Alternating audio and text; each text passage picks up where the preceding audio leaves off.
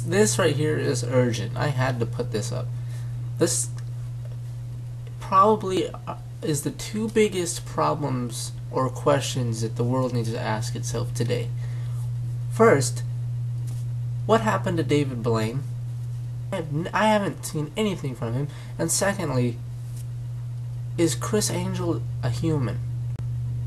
You know, I remember seeing David Blaine on TV, and he would just be like, you know, he looked like a normal dude with a hat on, backwards all the time for some reason, and a weird pencil mustache. Anyways, he'd be walking around and he'd just be like, hey, you want to see something cool? People in the street would just be like, yeah, I do. You're pretty creepy, but I want to see something. I want to see you do something cool. I guess they already knew him before he even. So he would come up and he'd be like, hey, watch me turn your pants into shorts. I don't even know. But after the trick was over, he would just kind of just be like looking at his camera crew like he knew what he just did. And then we have Criss Angel, alright? The Mind Freak.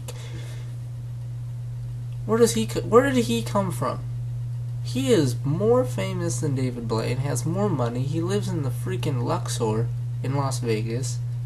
He has all these crazy hairstyles.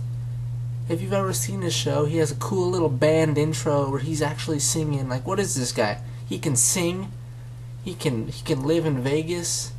He's just got just different hairstyles. Just the long flowing or like the short, like, you know. And he totally blows David Blaine's, you know, watch me turn your pants into shorts trick just out of the. You just get out of here.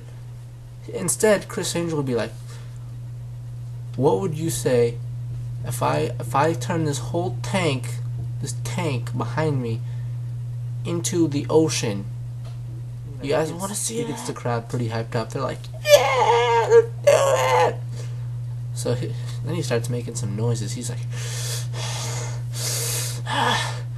no, and it just happens. There's a freaking, he just created a whole new ocean system on our planet. Nobody even knows where all this water came from. Where'd the tank go? People never question. Oh, did you see it? I saw it. Ah! And then there's people all the way in the corner, all the way back on the street, who didn't even see the trick, who are screaming because there's other people screaming, and there's this guy with makeup and chains just making noises, and there's just all this water.